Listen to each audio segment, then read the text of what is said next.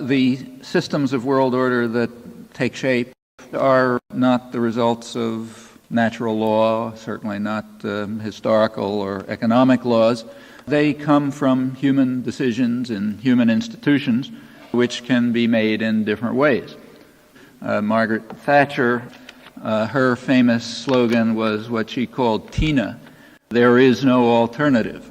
That's ideological claptrap. There's plenty of alternatives. The alternative that she preferred was one that was contrived and instituted in the interests of certain sectors of overwhelming power, and they're the ones who, not surprisingly, benefit from the arrangements that they instituted. Whether we choose to accept them or not is another question. This is also true of what are very misleadingly called markets. Markets, in whatever form they take, are also constructed, managed, designed in specific ways. In our particular system, and this goes back for hundreds of years, markets are typically double-edged. Market discipline is a great thing for the poor and the vulnerable, but for the rich and the powerful, they demand and receive protection from the nanny state. That's the way markets have always been, with very rare exceptions, and it's dramatically true in the United States. We call this free enterprise economy and so on. That's only very partially true. For one thing, it's largely managed internally to huge tyrannies called corporations, which are interlinked in all sorts of ways in strategic alliances and so on. But quite apart from that, if you have the power, you expect protection from the state. And that's not marginal. If you look over the dynamic sectors of the U.S. economy today, telecommunications, internet, computers, biotechnology, automation, run through it, and look into their history, you'll discover that virtually without exception, they were developed, designed, and paid for by the general public at public expense. So cost is socialized, profit is privatized. Furthermore, risk is socialized. You read that the IMF bails out countries when they get into trouble, but that's highly misleading. It doesn't bail out the countries. It bails out the lenders and the investors, makes sure they don't have to take a risk for their risky and therefore high-yield investments, and the country pays for it, the poor of the country. So you take, say, Indonesia. The people who are paying to ensure that the lenders and investors get paid off are the poor people of the country who never borrowed the money in the first place, and quite often not only didn't gain from it, but even suffered from it. But they're the ones who pay, along with Western taxpayers who are expected to provide the free risk insurance. And this is true across the board. There was, a year or two ago, a major technical study by two European economists of the 100 leading transnational corporations in the world on the Fortune list. They found that every one of them had benefited substantially from state protection, that means taxpayer subsidy, and about 20 out of the 100 would not have survived as businesses if it hadn't been for public bailouts. Now, we're not talking about marginal facts. This is core elements of the economy. If you personalize it, you find it even more so. So in the Senate, Trent Lott, House Senate Majority Leader, was described by the London Financial Times a little while ago, the major international business daily. He was described as the chief pork producer in Congress for his rich constituents. That's the way the system works. Market discipline is perfect for poor people in El Salvador or working mothers in the slums. They have to learn responsibility, but not the rich and the powerful. They have to be protected. That's the truth about neoliberalism. It's double-edged, and that goes back hundreds of years. That's a good part of the reason why the third world is the third world and the first world is the first world. You go back 200 years ago, they weren't very different.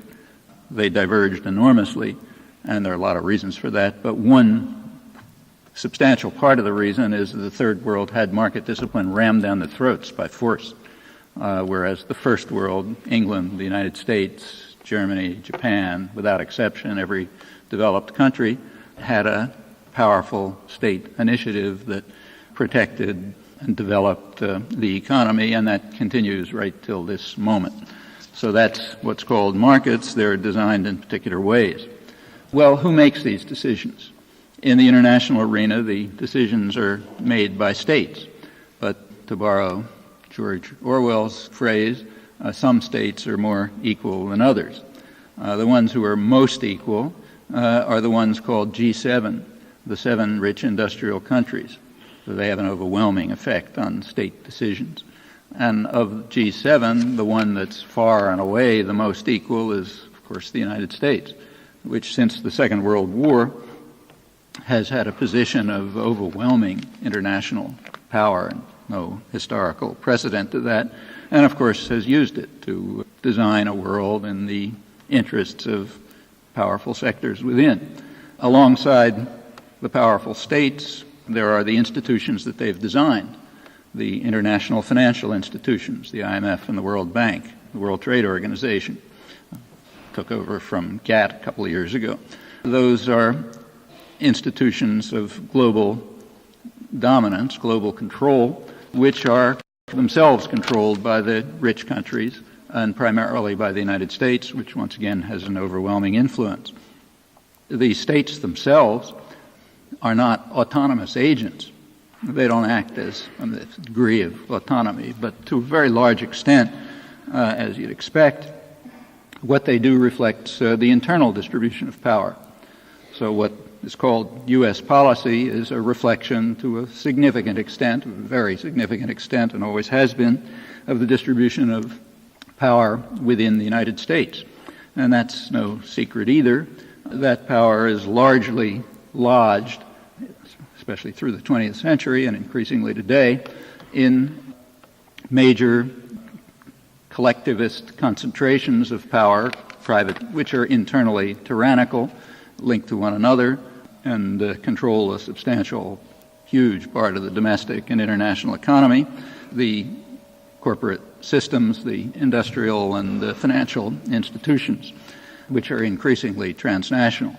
The extent to which they control the international economy is growing and enormous. Just to give one index, and there are many, the sales of affiliates, foreign affiliates of transnationals, so affiliates of General Motors operating abroad and so on, the sales of affiliates of transnationals alone is considerably greater than total of world trade. In the last 25 years, this is a major and significant change, something without precedent in the history of industrial capitalism. There has been a huge explosion of financial institutions and financial capital, almost all speculative. Very little of it has anything to do with the real economy, maybe 5%. And that is an enormous flow. The flow is now estimated at about $1.5 trillion a day, very little of it productive. In fact, the speculative flow, about 95% of it is mostly destructive, not productive. The degree to which it's speculative is illustrated by the return time on investments, capital flowing abroad and back. About 80% of it has a return time of less than a week, much of it less than a day, even hours and minutes. The scale is fantastic. The $1.5 trillion a day is over twice the total foreign exchange reserves of all states together, which means that has an overwhelming, they can easily overwhelm any government, in fact, any combination of governments. Well, all of that is highly concentrated, reflects an extraordinary degree of concentrated and interlinked power, and it determines to a substantial degree what state decisions are, and it does it in many ways.